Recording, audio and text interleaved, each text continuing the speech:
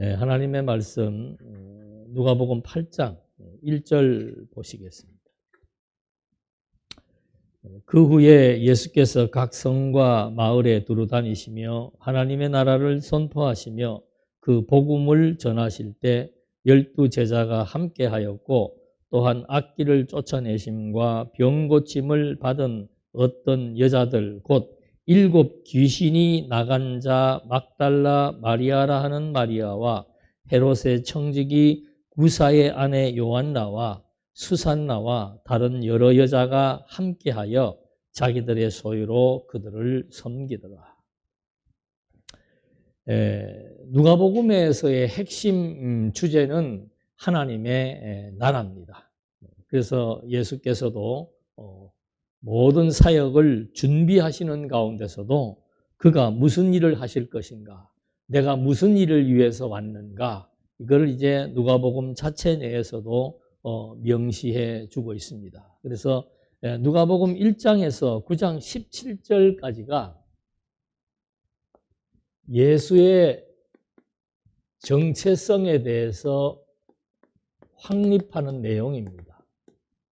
그래서 예수가 누구인가, 이건 굉장히 중요한 문제죠. 그래서 그 예수의 정체성을 확립하는데 첫 번째가 신분에 대한 준비 내용입니다. 예수가 하나님의 아들 그리스도다라고 하는 거. 이것을 이제 하나하나 순차적, 역사적으로 전개해 나가고 있습니다.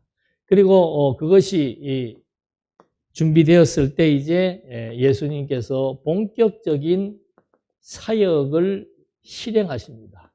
이것이 5장으로부터 9장 17절까지의 내용이에요. 그래서 그 사역을 실행하시는데 그 임무가 뭔가 하면은 첫 번째가 속죄의 임무, 두 번째가 구주의 임무, 세 번째가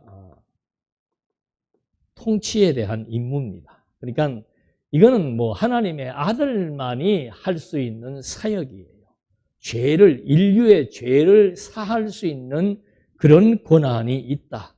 그리고 구세주가 되어서 자기 백성들을 구원하는 그런 능력이 있다. 그리고 세 번째가 통치에 대한 임무입니다. 그래서 속죄가 5장, 6장, 그 다음에 통치가 6장에서 7장, 그리고 8장에서 9장 17절이 이제 오늘 하는 겁니다. 이게 통치에 대한 내용입니다. 그래서 이 속죄에 있어서 하나님께서 예수께서 내가 온 것은 죄인을 불러, 명시 5장에 명시가 되어 있습니다. 죄인을 불러 회개시키러 왔다. 그래서 이 속죄라고 하는 것은 하나님 나라 백성이 되기 위한 관문이기 때문에 속죄받지 않는 자는 하나님 나라의 백성이 될 수 없다. 속죄를 통해서 하나님의 백성들이 거룩하게 되기 때문에 하나님의 백성은 거룩한 백성으로서 속죄라고 하는 이 관문을 거쳐야 된다.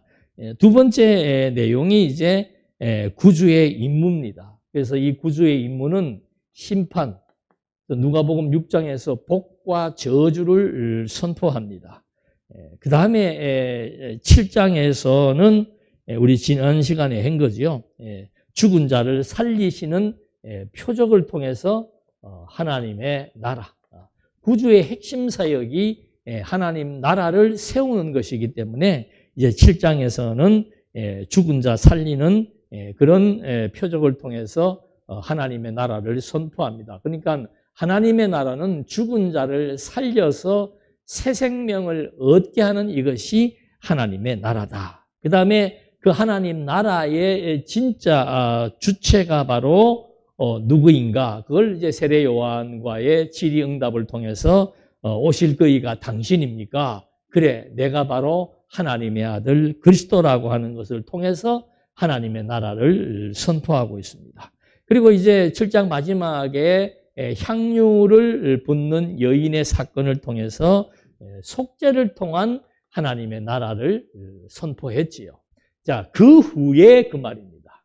이런 역사적인 배경과 과정을 통해서 하나님의 나라를 지금 계속해서 예수의 사역 가운데서 구주의 사역을 이제 증거했고, 이제는 통치 사역입니다. 통치 임무. 예수님은 통치하는 그런 임무를 가지고 있죠. 근데 이 통치가 무엇을 통치하느냐 하는 것이 이제 주된 내용입니다. 그래서 그 후에, 즉 예수께서 속죄의 임무, 구주의 임무를 다 보여주시고, 그 다음에 그 후에 각 성과 마을에 두루다니시며 하나님의 나라를 선포하시며, 자, 이 통치의 임무에 있어서는 주권 행사가 있습니다. 주권 행사.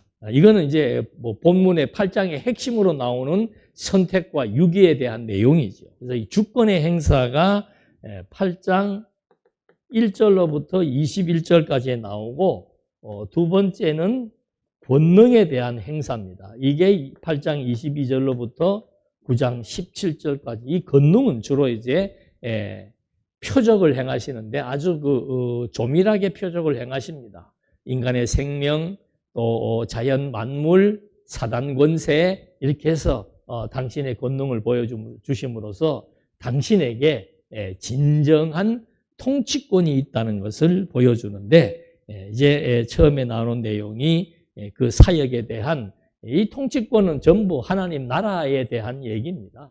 하나님 나라 사역에 대한 이제 그 배경이 나타나는데, 그게 이제 그 후라고 하는 시점, 그리고 각 성과 마을에, 이게 이제 두 번째 갈릴리 전도입니다. 각 성과 마을에 다니시면서 하나님의 나라를 선포한다. 그래서 저기 저 제목도 왜 하나님의 나라를 선포하는가? 하나님의 나라를 선포하는 이유가 도대체 뭔가? 그래서 누가복음 4장 43절에 뭐 예수님이 밝힌 겁니다. 직접 내가 온 것은 하나님의 나라를 전파하기 위해서 왔다. 그런데 왜 당신이 하나님의 나라를 전파하는가?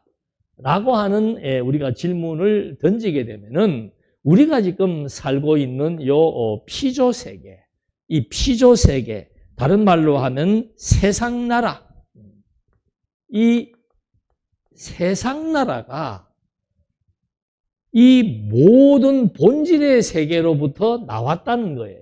이게 영원한 하나님의 나라로부터 나타난 것이 세상 나라다. 그래서 이 세상 나라라고 하는 그 성질은 뭔가 하면은 시작이 있으면 끝이 있습니다. 그래서 만물이 주에게서 나왔고 주로 말미암고 주에게로 돌아가는 그런 어떤 한시적인 세상이다 이 말입니다. 세상 나라라고 하는 것은 정해진 한정된 기간에 의해서 존립하는 나라예요. 그렇기 때문에 이거는 반드시 없어지는 나라지요. 그래서 예수님이 와서 내가 온 것은 이 나라가 이제는 기간이 되면, 한정된 기간이 되면은 사라지게 되고 영원한 하나님의 나라가 이제 세워진다라고 하는 거. 세워진다라고 하는 것은 시간적 개념의 설명입니다. 본질의 세계, 본질의 세계를 우리는 하나님의 나라라고 얘기하는 겁니다.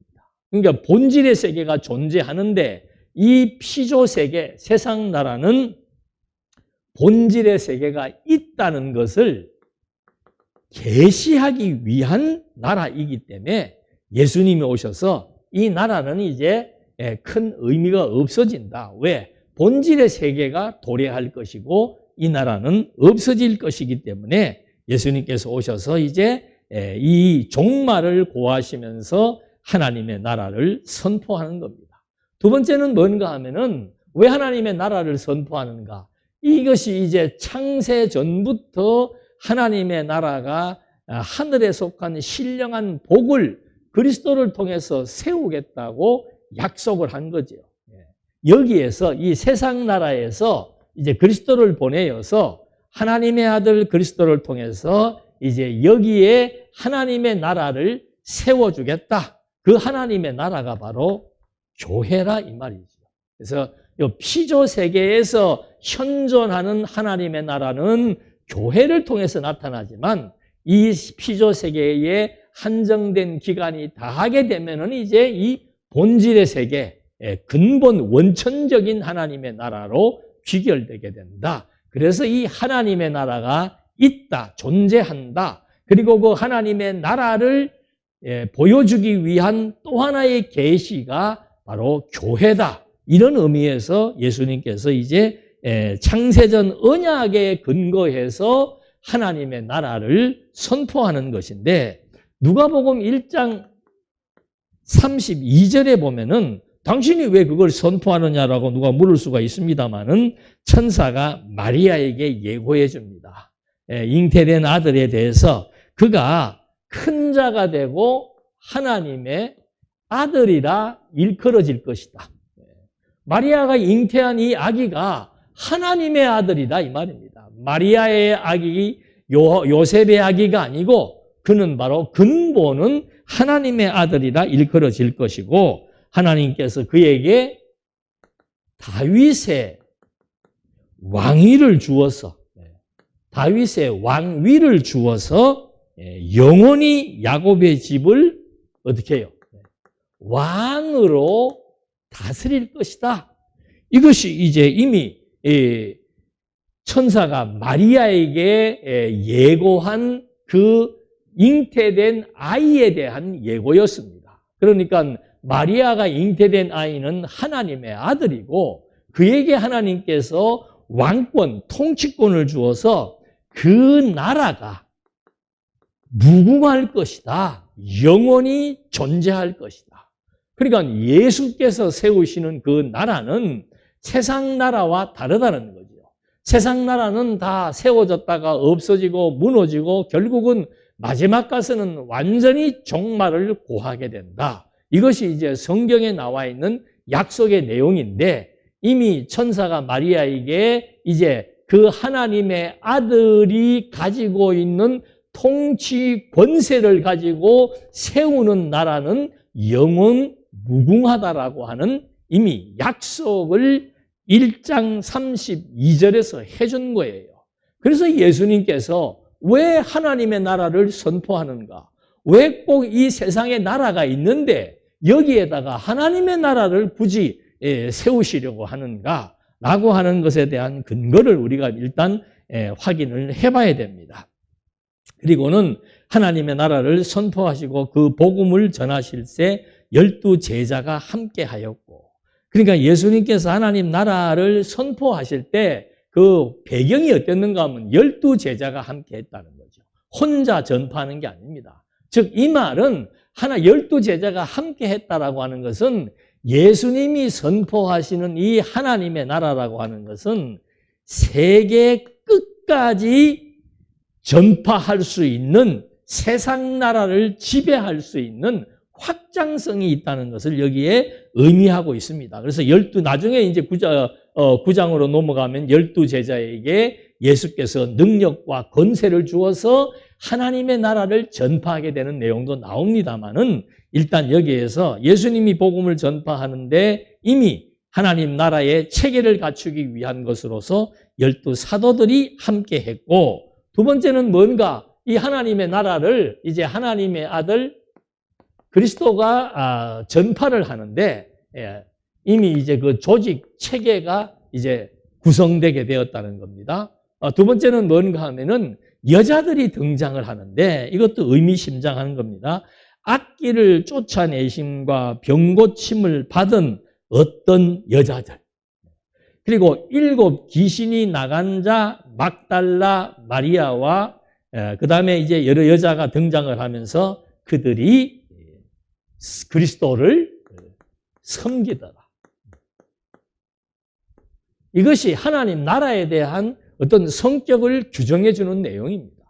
자, 앞에서도 지금 계속 예수님께서 표적을 행하실 때 사단의 권세를 다 이렇게 제압시켰다는 내용이 소개되고 있습니다. 그래서 이 예수께서 왜 여기에 하나님의 나라를 선포하는데 조직, 이거는 확장성이라고 그랬습니다. 그리고 거기에 추가되는 인물들이 누가 함께 했는가 하면은 여자들인데 그냥 여자들이 아니고 여기에는 다 악귀가 쫓겨나가고 마귀로부터 벗어나고 질병의 치유를 받은 자, 이런 자들이 예수님과 함께 했다는 거죠. 이 말의 의미는 뭔가? 이게 하나님 나라에 대한 설명입니다. 하나님의 나라는 뭔가? 첫 번째는 사단 권세. 이 세상 나라는 사단 권세가 지금 제압을 하고 있습니다. 그러나 하나님의 나라는 뭔가 하면 사단 권세를 하나님의 아들이 딱 묶어버리고 제압해버리고 지배하고, 그리고는 이런 악기, 마귀, 즉 하나님의 나라는 사단 권세가 여자의 후손이 뱀의 머리를 상하게 하겠다라고 하는 창세기 3장 15절의 약속대로 하나님의 아들이 선포하는 하나님의 나라가 지금 펼쳐진다는 증거는 바로 뭔가? 여자의 후손이 사단 뱀의 머리를 상하게 한다는 약속의 말씀대로 귀신 들린 여자, 악귀 들린 여자들의 질병을 예수께서 치료해 주는 것으로부터 하나님의 나라가 전개되는 것을 여기에서 확인해 주는 거죠. 그 다음에 여자들이 등장을 했습니다. 그 당시에 여자는 사회적 약자를 의미합니다. 투표권도 없습니다. 그리고 남성 권위 위주의 시대였기 때문에 남자만이 생활력을 가지고 있고 여자들은 생활력이 거의 없어요. 그러니까 경제력이 없고 남자에 종속되어서 지배를 받는 그런 대상들을 지금 예수님께서 하나님의 나라를 선포하는데 같이 불러서 데리고 다니는 거죠. 사단의 권세로부터 자유함을 얻은 자들, 비록 그 시대의 사회적 상황에서는 약자로서 종남자에게 종속되어 있고 사회적으로도 스스로 자립할 수 없는 그런 자들을 하나님 예수께서 데리고 다니시면서 하나님의 나라를 선포한다라고 하는 것은 하나님의 나라가 어떤 것인가를 반대적으로 의미해 주고 있는 겁니다. 세상 나라는 이미 다 차별화되어 있습니다. 가진 자와 못 가진 자, 빈부의 격차가 있는 나라입니다. 그리고 지위가 없는 자와 지위가 없는 자, 그 시대도 주인과 노예를 통해서 이미 다 나타나게 된 거죠. 그리고 남성과 여성의 차별이 있는 나라, 이것이 세상 나라예요. 그래서 많은 사람들이 철학자나 인문학자들이 지향하는 세계가 하나 있습니다.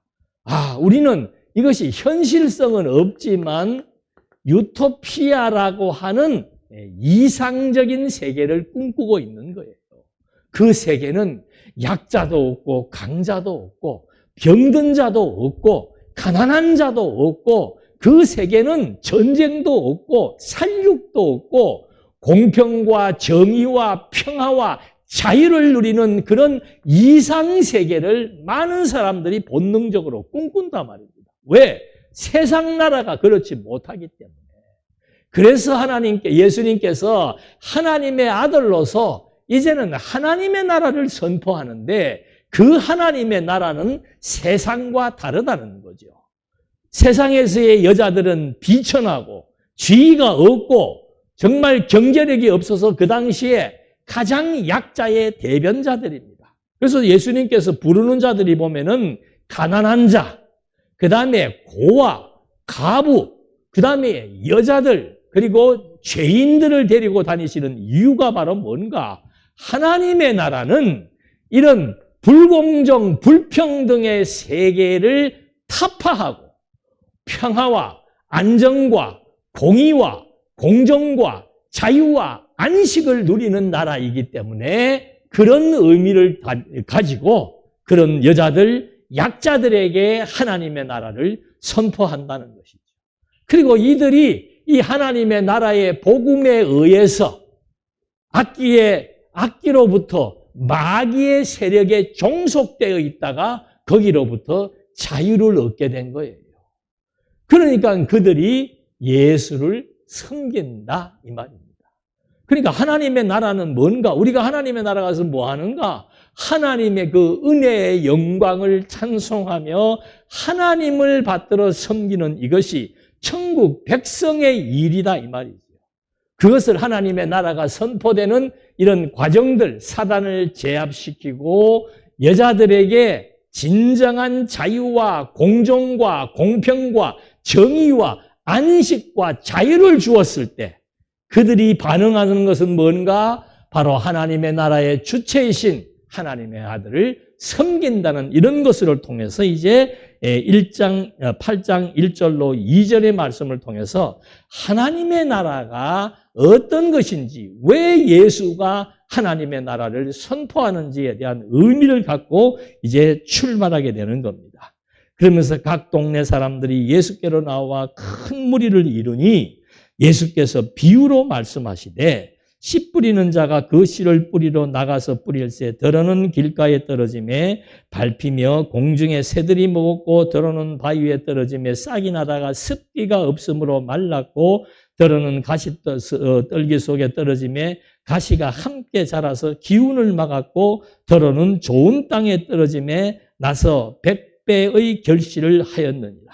이 말씀을 하시고 외치시되 들을 귀 있는 자는 들을지어다. 자, 하나님의 나라가 무엇인지에 대한 설명을 해줬습니다. 그러면서 그 하나님 나라의 백성이 되고 안 되고 하는 권한 역시도 하나님 나라의 주체이신 하나님의 아들에게 있다는 사실을 이제 씨 뿌리는 비유를 통해서 설명을 해주는 거예요. 그래서 이 원래 비유라고 하는 것은 교육적 효과를 아주 높이기 위해서 사용하는 것이 비유입니다. 그래서 쉽게 그리고 기억하게 하는 것이 비유예요. 지금 우리는 이런 말들이 생소할 수밖에 없습니다. 그러나 그 당시에 팔레스타인에 있는 그런 지리적인 환경을 알고 그 사람들의 주업이 농사예요. 예, 보리농사, 밀농사를 하는 사람들이란 말입니다. 그러니까 사람들이 많이 모여드니까는 예수님께서 비유로 설명을 하는데 바로 씨를 뿌리는데 여기 지금 4가지 토양이 나와 있죠. 길가. 길가라고 하는 것은 이게 지금 우리가 보는 저런 논들이 아니에요. 전부 이런 야산 이런 산세가 험악한 그런 지역에 밭을 일구어서 농사를 짓는데 이렇게 농토가 있으면 농토와 농토 사이에 좁은 길이 있습니다. 그런 길이 있고 그 다음에 그 사람들은 또 대부분 산지에 있기 때문에 밭에 돌이 많이 있습니다. 우리도 여기도 지금 땅 파면 돌이 엄청나게 나와요. 돌밭에는 이 농사를 지을 수 없지요. 그래서 그런 돌밭을 이미 다 가꾸어 놓은 그런 곳이고 그 다음에 또 하나는 물이 없고 그 다음에 논 중간중간에 가시 덤불들이 많습니다. 지금도 이 주변에 보면 막 그 가시 덤불들을 만지면 피나요, 끓기고. 생명력이 엄청나게 강합니다. 그러니까 이 씨를 뿌리는데 밭이 깨끗하게 정돈이 되어 있으면 좋은데 여기에는 가시 덤불도 있고 또 씨를 뿌리다 보면은 길가로 떨어지는 씨도 있고 또 여기에 돌들이 아직도 있는 그런 돌밭도 있고 이런 환경들을 지금 통해서 예수님께서 설명을 하는 거예요. 무슨 설명을 하는가? 하나님 나라의 백성이라고 하는 것은 이미 선택되어야만 그 백성이 될 수 있다는 것을 말해주려고 하는 겁니다. 그래서 귀 있는 자는 들으라 이 말입니다. 비유로 누구나 다 알 수 있는 비유예요. 돌짝밭이 있고 옥토가 있고 가시덤불이 있는 밭이 있고 길가가 있고 씨가 떨어지면 바람에 날려서 길가에 떨어지기도 하고 옥토에 떨어지기도 하고 가시덤불에 떨어지기도 한다. 그런데 이 비유의 의미가 바로 뭔가?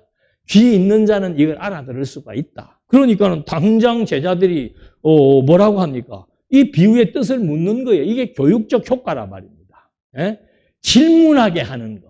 그래서 예수님께서 지금 하나님 나라에 대한 성격을 설명하는 데 있어서 백성들이 많이 모여 있지만은 특별히 귀 있는 자들에게, 들어야 될 자들에게만 이 비유를 이것을 하나님 나라에 대한 성격을 설명하기 위해서 비유를 든 거예요.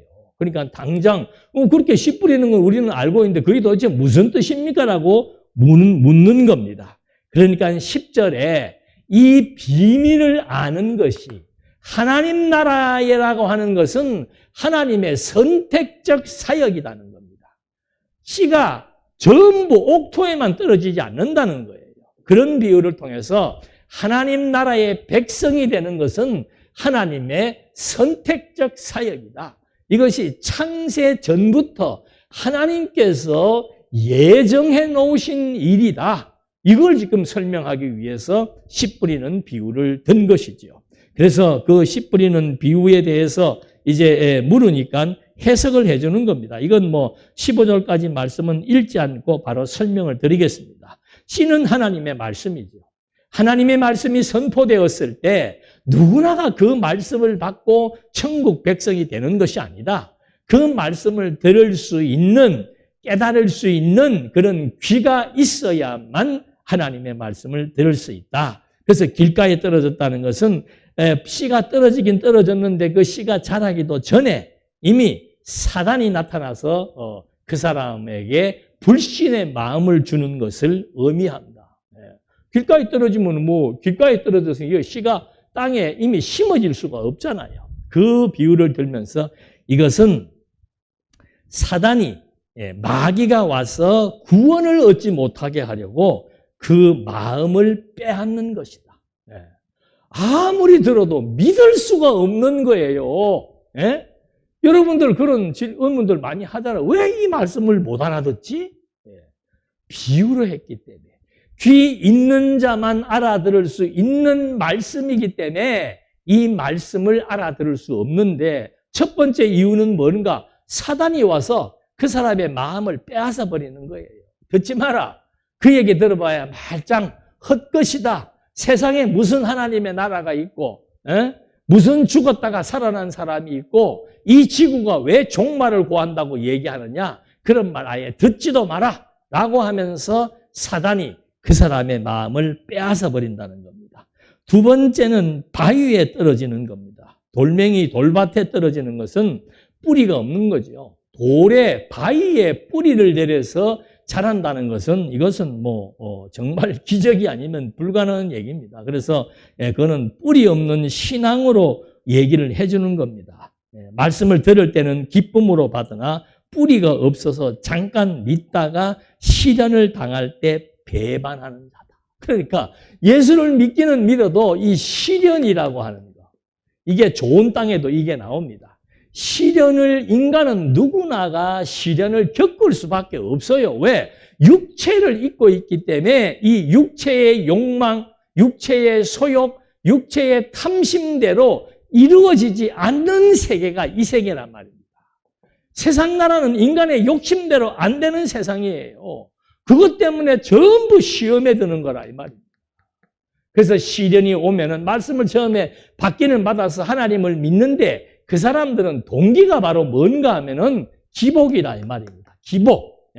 자기 욕망대로 복이 이루어지기를 바라는 그런 마음으로 출발을 하다 보니까 이것이 이루어지지 않고 예수를 믿기는 믿는데 계속해서 고생만 한다? 그러니까는 나는 이제 안 믿을란다. 여러분, 사도 바울이요, 고린도 교회에 거짓 사도와 사도 바울이 있었을 때 무엇으로 내가 사도인지를 증명하라는 줄 압니까? 다른 것 없어요. 고난이에요. 고난. 거짓 사도들은 복음을 전하다가 고난이 오면 도망가 버려요. 사도 바울은 순교하기까지 전도인의 고난을 받으면서 끝까지 복음을 증거하다가 마지막에 하나님 앞에 부르심을 받는 거죠. 그래서 바울이 이 고난이라고 하는 것은 이미 예수님도 예고해 준 거예요. 너희가 내 제자인가? 스승보다 나은 제자가 없다. 스승이 고난받아 죽은 것처럼 너희들도 내 제자인 증표가 바로 뭔가? 고난이다 이 말입니다. 그건 비단 제자들에게만 주어진 게 아니에요. 하나님을 믿는 사람들에게도 고난과 시련이라고 하는 것은 필수적인 요소라 이 말입니다. 기복적으로 접근한 사람들이야 하나님을 그렇게 열심히 믿으니까 하나님께서 이 땅에서 잘 먹고 잘 살게 해주겠지. 저 사람보다는 낫게 해주겠지. 그런 생각을 쉽게 한다는 거예요. 그래서 어려운 불같은 시련이 오게 되니까 결국은 그리스도를 배반하게 된다는 말을 해주는 겁니다. 가시떨기에 떨어졌다는 것은 똑같은 이치예요. 사단이 마음을 빼앗게 되면은 시련을 견디지 못하는 거예요. 왜? 이 시련은 나에게 의미 없는 것이고 내가 왜 이런 시련을 겪어야 되냐라는 생각을 사단이 그 마음에 뿌렸기 때문입니다. 또 사단이 지배하게 되면은 무슨 마음을 갖게 되는가? 그게 여기 나와 있는 거예요. 가시떨기에 떨어졌다는 것은 이생의 염려, 재물과 향락의 기운에 막혀 온전히 결실하지 못한다. 이게 육체의 소욕이에요. 그러니까 오직 했으면 예수님이다. 너희는 무엇을 먹을까, 입을까, 마실까, 뭐 하지 말라. 염려하지 말라고 약속해 준 거예요. 예수님의 약속의 말씀을 믿게 되면은 오늘 먹을 것과 입을 것이 있은즉 족한절로 받아들이는데 사단이 내 마음을 작동시키면은 늘 염려와 근심 때문에 심령이 병들게 된다 이 말입니다. 여러분 우리는 하나님을 믿고 그리스도를 통해서 하나님을 믿는다? 그것은 시련을 벗어나기 위한 게 아니에요. 또 반대로 이 땅에서 주어지는 세속적인 축복을 받기 위한 것이 아니라 이 말입니다. 아무리 하나님을 잘 믿어도 이런 시련은 누구에게나 주어지는 겁니다. 왜 우리만, 왜 나만 이렇게 살아야 됩니까? 그게 하나님의 뜻이라 이 말이에요. 그것이 내가 하나님의 자녀요, 하나님의 전도인이라고 하는 것에 대한 증거라고 지금 성경은 말해주고 있는 거예요. 그럼 뭐 전부 예수 믿는 사람은 가난하게 살아야 됩니까? 그 얘기도 아니에요. 사도 바울이 그러잖아요. 내가 부요에 처한 적도 있었고 가난에 처한 적도 있었다. 그러나 나는 거기에서 비결을 터득했다. 부요가 내게 주는 의미가 뭔가? 가난이 내게 주는 의미가 뭔가? 그것은 결국 하나님을 의지하며 경외하기 위한 수단이었고 부요한 가운데서 복음을 전하게 하시는 하나님, 가난한 가운데서도 복음을 전하게 하시는 하나님. 하나님의 나라의 선포라고 하는 이것이 하나님의 백성들에게서는 지상 명령이라 이 말입니다. 그런 의미에서 지금 이렇게 밭의 비유를 설명하면서 좋은 땅에 있다는 것은 착하고 좋은 마음으로 말씀을 듣고 착하고 좋은 마음이 뭐예요? 마귀에게 종속되어서 육신의 염려, 이생의 자랑 이런 것을 목적으로 기복을 목적으로 해서 말씀을 받는 게 아니고 하나님의 뜻, 하나님의 자녀, 하나님의 나라에 대한 가치를 통해서 말씀을 받는 것을 의미하는 거예요. 그러니까 그리스도를 통해서 하나님의 나라에 대한 확신이 있고 내가 하나님의 백성이라는 것으로 다 끝났다 이 말이에요.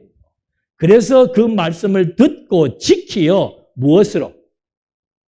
인내로 결실하는 것. 여러분 우리 기독교인이 되었다, 신앙생활을 한다. 그거 시련이 있기 때문에 인내로 결실하라 말을 해주는 겁니다.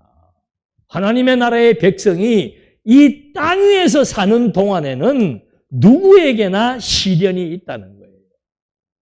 그래서 그 시련을 인내를 갖고 견디어 내는 이것이 천국 백성들의 생활의 한 면모인 것을 말해주고 있는 겁니다. 그럼 하나님 왜 우리를 이 땅에 살면서 굳이 그렇게 시련을 겪게 하십니까? 하나님의 나라에서는 그런 고난과 시련과 염려와 고통과 질병의 아픔이 없는 곳이고 그래서 여기가 진짜 유토피아의 세계, 평안과 자유와 공평과 정의가 펼쳐지는 가장 아름다운 세계라고 하는 사실을 알게 하기 위해서는 가장 힘들고 어려운 세상 나라의 삶의 경험을 통해서 이것이 비교적으로 인식할 수 있도록 하나님이 섭리해 나가시는 거예요. 그러면 꼭 그렇게 굳이 해야 됩니까? 해야 됩니다. 왜? 하나님은 절대자이기 때문에 상대적인 비교가 없어도 좋고 나쁨을 인식할 수 있는 절대적인 존재이지만 인간은, 피조물은 반드시 빛과 어둠의 상관관계 속에서 어둠을 어둠으로 인정하고 빛을 밝음으로 인식할 수 있는 그런 인식체계가 피조물로서의 특성이기 때문에 그렇다 이 말입니다. 자유를 알려면, 예? 하나님의 나라는 자유입니다. 하나님의 나라가 자유라고 하는 사실을 알게 하기 위해서는 사단에게 종속되어 있는 기간이 있어야만 하나님 나라에서의 자유가 이게 얼마나 행복하고 소중하고 여호와를 찬송할 수 있는 거리가 된다는 사실을 알 수 있게 하는 거라 이 말입니다. 사단에게 종속된 세상 나라의 기간과 하나님에게 종속된 하나님 나라의 상태가 어떤 것인 것을 비교해 주려면은 바로 이러한 씨 뿌리는 비유를 통해서 인생 좋은 땅에 뿌려지는 씨 역시도 시련과 고난이 주어지기 때문에 반드시 하나님의 약속의 말씀을 듣고 마음에 간직하면서 끝까지 견디는 이것이 바로 신앙생활, 천국 백성들의 생활인 것을 여기에서 비유를 통해서 보여준 겁니다. 자, 이렇게 전개된 하나님의 나라, 하나님의 나라의 백성이 되는 것은 하나님의 선택적 사역이라고 하는 것을 보여주었고 그 선택적 사역을 받은 자들은 역시 고난 가운데서 인내의 과정을 겪게 돼 있다. 왜냐하면 그것이 바로 진정한 자유와 평화와 안정과 안식에 대한 기쁨과 행복과 가치를 누리게 하기 위한 하나님의 섭리다. 자, 이렇게 전포된 하나님의 나라의 말씀이 그 다음에는 어떻게 되어야 되는가를 설명해 주는 겁니다. 누구든지 등불을 켜서 그릇으로 덮거나 평상 아래 두지 아니하고 등경 위에 두나니 이는 들어가는 자들로 그 빛을 보게 하려 함입니다.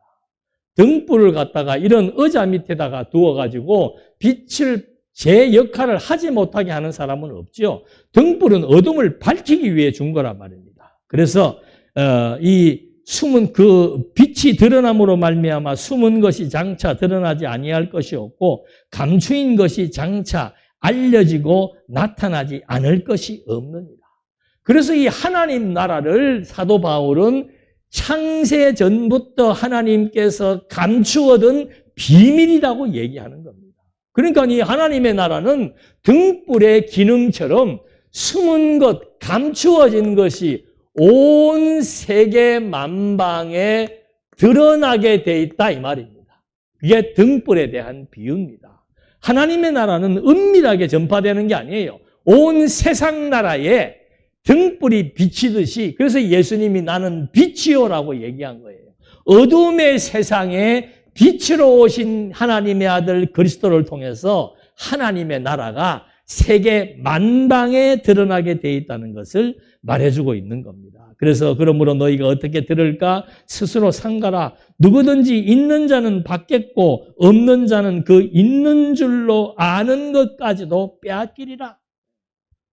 있는 자, 하나님의 말씀을 통해서 그리스도를 믿고 하나님의 나라의 확신을 가지고 사는 사람은 그 말입니다. 예. 누구든지 말씀이 있는 자는 지금 말한 하나님의 나라의 축복을 받을 것이고 없는 자, 하나님의 말씀이 없는 자, 마귀에게 마음을 빼앗긴 자는 그가 가지고 있는 지식, 세상의 지식, 그가 가장 가치롭게 여기는 모든 것들까지라도 다 빼앗기게 될 것이다. 그래서 하나님 나라라고 하는 것은 반드시 확장성, 선포되게, 그래서 예수님도 땅끝까지 이르러 내 증인이 될 것이다. 모든 민족에게, 모든 족속에게 이 하나님 나라의 복음을 전파하라. 왜? 하나님의 나라는 빛이기 때문에 창조로부터 종말에 이르는 전 세계, 이 피조세계 전체를 아울러서 비추시는 그런 능력이 있다는 것을 말해주고 있는 겁니다. 그래서 이 하나님의 나라라고 하는 것은 인종을 초월한 나라다. 하나님의 나라는 유대인, 이방인 할 것 없이 모든 민족, 모든 만민에게 전파되는 그런 특성을 가지고 있다. 그리고 하나님의 나라는 공간을 초월한다. 세계의 땅 끝입니다. 예. 뭐 이 나라, 저 나라, 뭐 유대 나라, 이방 나라 이런 것은 과거 구약 시대에 있었던 개념이지 이제 하나님의 아들을 통해서 비춰지는 하나님의 나라는 공간과 지리를 초월해서 세상의 땅끝까지 복음이 확장되게 된다. 그리고 하나님의 나라는 영역을 초월을 합니다. 예. 세상뿐만이 아니고 하나님의 위에 있는 것이나 땅 아래에 있는 땅에 있는 모든 것을 통일되게 한다라고 사도 바울은 얘기하고 있는 겁니다. 그래서 하늘에 있는 것이나 땅에 있는 것이 다 그리스도 안에서 통일되게 하신다. 이게 하나님의 아들을 통한 하나님의 나라. 하나님의 나라는 뭐 완전히 본질의 세계뿐만이 아니고 세상 나라까지도 다 통일해버리는, 흡수해버리는 그런 위력이 있다는 것을 말해주고 있는 거예요. 그래서 사도 바울이 성도의 사명이 뭔 것을 밝혀주고 있는 겁니다. 로마서 10장 14절에 보니까 그런즉 그들이 믿지 아니하는 일을 어찌 부르리요 듣지도 못한 일을 어찌 믿으리요 전파하는 자가 없이 어찌 들으리요. 예수님께서 하나님의 나라는 확장성에 있다고 등불의 비유를 통해서 말해준 거예요. 오늘 교회의 사명이 바로 뭔가? 바로 선교예요. 예? 복음 전파라 이 말입니다. 내외, 국내, 국외 할 것 없이 하나님의 등불은 세상 나라 전체, 공간을 초월하고 인종을 초월하고 영역을 초월하는 하나님의 나라의 복음이기 때문에 이 하나님의 나라는 반드시 그 확장성을 가지고 초월의 능력에 의한 확장성을 가지고 이 복음이 땅끝까지 전파되는데 기여하는 이 가치를 지금 바울이 얘기해 주는 거죠. 그래서 보내지 않았는데 누가 전하리요? 이 세상에서 가장 가치로운 일이 바로 뭔가? 하나님 나라의 복음을 전파하는 거라 이 말입니다. 하나님 나라의 복음이 전파되니까 악기 들린 자가 악기로부터 벗어나는 자유함을 얻게 되고 그들이 그것이 가장 가치로운 것이라는 사실을 깨닫고 하나님의 아들을 섬겨왔던 것처럼 이 세상에서 가장 가치로운 일, 그것은 우리가 듣고 깨달은 이 진리의 말씀을 국내, 국외에 가릴 것이 없이 영역과 공간과 혈통을 초월해서 전파하는 이것이 바로 지상 명령이고, 그래서 예수님도 승천하시기 전에 사도행전 1장 8절 너희는 예루살렘, 유대, 사마리아 땅끝까지 이르러서 무엇이 되라? 나의 증인, 내가 하나님 나라를 선포했던 그 증인의 역할을 감당할 것을 당부하며 승천하셨던 것과 맥락을 같이 하는 거예요. 그래서 전도자의 발걸음이 아름답다고 했고, 전하지 않으면 들을 수가 없기 때문에 때를 얻든지 못 얻든지. 근데 어떤 사람은 아직 때가 아니라고 그래. 그건 자기가 정하는 거죠. 성경은 바울은 디모데에게 네가 복음을 전파하되 때와 상관이 없다 이 말입니다. 시기와 상관이 없다는 거예요. 그 말은 항상이라는 거예요. 언제든지 항상 복음을 전파하는 거. 그래서 요즘은 복음을 전파하는 이 방식들이 옛날하고 완전히 다르잖아요. 옛날에는 사람이 그 지역에 가서 전파하는 것만 있었지만은 지금은 이제 줌을 통해서 내가 우즈베키스탄, 카자흐스탄, 뭐 네팔, 호주 가지 않아도 그냥 방에 앉아서 그 사람들을 다 불러 모아서 줌을 통해서 하나님의 나라를 선포할 수도 있고, 문자화된 글을 통해서, 책을 통해서도, 문서를 통해서도 하나님의 나라를 선포할 수도 있고, 거기에 우리 모두가 연보라고 하는 행위를 통해서 하나님 나라의 복음이 선포되게 하는 밑받침, 동력이 되고 있다는 거예요. 그래서 연보가 하나님의 은혜라고 얘기를 하는 거예요.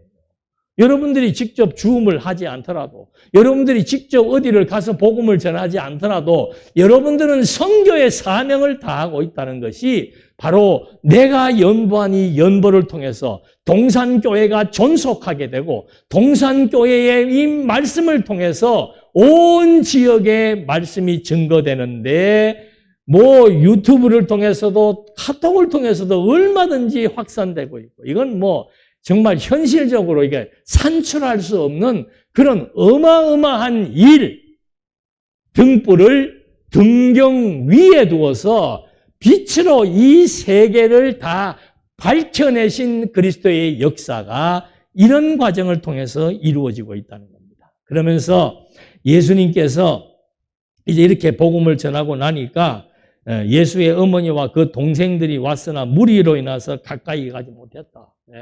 그러니까 어떤 사람이 와가지고 예수님 지금 저기 어머니하고 동생들이 와 있는데요 라고 하는 그런 말씀이 나타나는 거죠. 그 핵심은 뭡니까? 예수님이 뭐라고 얘기하는 거예요? 거기에 대해서. 예수께서 대답하시되 이르시되 내 어머니와 내 동생들은 곧 하나님의 말씀을 듣고 행하는 이 사람들. 하나님의 백성은 뭔가? 하나님의 백성, 하나님 나라의 백성은 오직 그리스도의 혈통, 그리스도의 말씀을 통해서 그리스도를 영접하고 그리스도의 생명을 부여받아서 한 피 받아 한 몸 이룬 하나님의 백성만이 그리스도의 혈통이라고 여기에서 말해주고 있는 겁니다. 하나님의 나라를 선포합니다. 그 하나님의 나라는 사단 권세를 제압합니다. 사단 권세로부터 자유함을 얻은 자들이 하나님의 아들을 섬기는 행위가 바로 하나님의 나라였습니다. 그 하나님 나라의 권한은 누구에게 있는가? 바로 하나님의 아들에게 있다. 그래서 하나님의 아들로, 하나님의 아들에 의해서 선택된 자들만이 좋은 땅에 뿌려진 씨와 같이 100배의 결실을 할 수 있다. 천국 백성으로서의 삶을 살아갈 수 있다라고 말하면서, 자, 이 하나님의 나라는 감추어지는 것이 아니고 완전히 온 세계 만방에 확산되게 돼 있다. 이것이 빛의 역할이라고 얘기해 주고 있는 겁니다. 지금도 이 태양빛을 온 세계가 다 볼 수 있는 것처럼 복음의 빛이라고 하는 것은 지역과 인종과 영역을 초월해서 확산될 수 있는 그런 능력을 가지고 있다. 그러면 그 능력이 선포된 것에 의해서 하나님의 백성된 자들은 어떤 자들이 하나님의 백성이 됩니까? 그리스도의 말씀을 받음으로 말미암아, 들음으로, 믿음으로 말미암아 구원에 이를 수 있는 천국 백성으로서의 그리스도의 피, 그리스도의 생명을 얻은 자들이 바로 유일한 천국 백성이라고 하는 것을 한 번 더 선포해 주시면서, 하나님의 나라가 어떻게 이루어진 것이며 왜 중요한 것이며 그 하나님의 나라가 내 인생에 어떤 가치가 있는 것을 예수님께서 8장 1절로 17절까지의 말씀, 18절까지의 말씀을 통해서 우리에게 확인시켜 준 겁니다. 21절까지는. 그래서 혈육을 통해서 이제는 예수를 영접함으로 우리들의 모든 생명이 새로운 생명으로 변화되어서 천국 백성으로서의 자격을 얻게 된 것, 이것을 통해서 이제 하나님 나라의 통치의 임무가 바로 그리스도의 주권에 있다는 사실을 확인하고, 다음 시간에는 그의 능력의 역사가 어디까지 미치는 것을 확인해 보도록 하겠습니다. 기도하시겠습니다.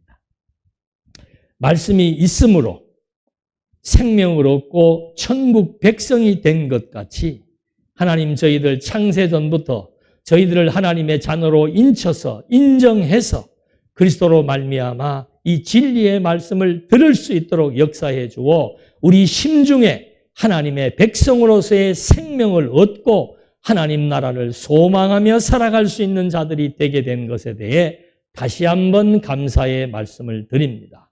세상 나라의 가치보다 하나님 나라의 가치가 월등하다는 것, 세상 나라는 근심과 염려로 인해 살아갈 수밖에 없지만 하나님의 나라는 안정과 안심과 안식을 누리며 자유로운 삶을 살아갈 수 있다는 것이 우리가 당장 느낄 수 있는 심령의 변화인 줄 압니다.